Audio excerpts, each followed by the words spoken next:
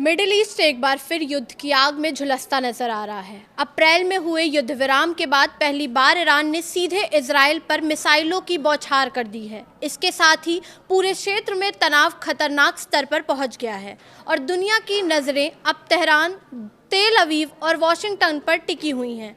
नमस्कार, मैं प्रिया श्रीवास्तव और आप देख रहे हैं न्यूज़ 18। ईरान ने सोमवार को इजराइल के कई इलाकों को निशाना बनाते हुए मिसाइल हमले किए। इजराइल के मुताबिक हाइफा और नाजरेत की ओर दागी गई मिसाइलों को उसकी एयर डिफेंस प्रणाली ने इंटरसेप्ट कर लिया। देश भर में सायरन बज उठे और लोगों को सुरक्षित बंकरों में जाने के निर्देश दिए। हालांकि शुरुआती रिपोर्ट में किसी बड़े नुकसान या जनहानि की पुष्टि नहीं हुई है, लेकिन सवाल ये है कि आखिर युद्ध विराम के बाद अचानक ये नया टकराव क्यों शुरू हुआ।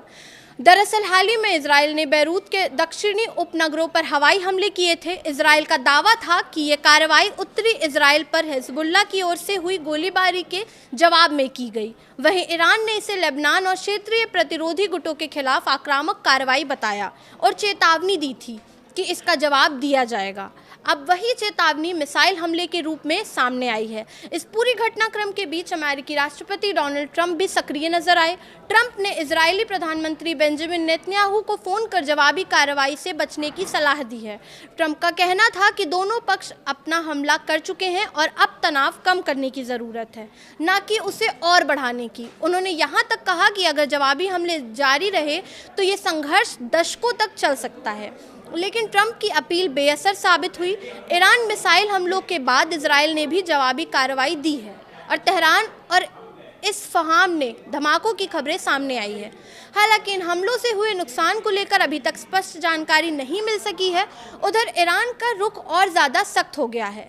Islamic revolutionary guard of corps यानी IRGC ने दावा किया है कि उसके पास बड़ी संख्या में मिसाइलें तत्काल लॉन्च के लिए तैयार हैं। ईरान के वरिष्ठ सैन्य अधिकारियों को चेतावनी दी है कि अगर इजराइल ने लेबनान या बेरूत पर हमले जारी रखे तो उसे पहले से कहीं अधिक विनाशकारी जवाब का सामना करना पड़ेगा।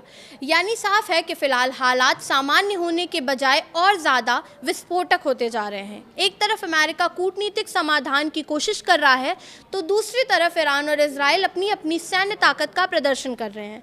ऐसे में सबसे बड़ा सवाल यही है कि क्या ये तनाव सीमित रहेगा या फिर पश्चिम एशिया एक बड़े क्षेत्रीय युद्ध की तरफ बढ़ रहा है।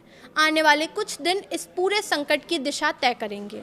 फिलहाल इस वीडियो में इतना ही। ऐसे ही और वीडियोस के लिए देखते रहिए न्यूज़ 18।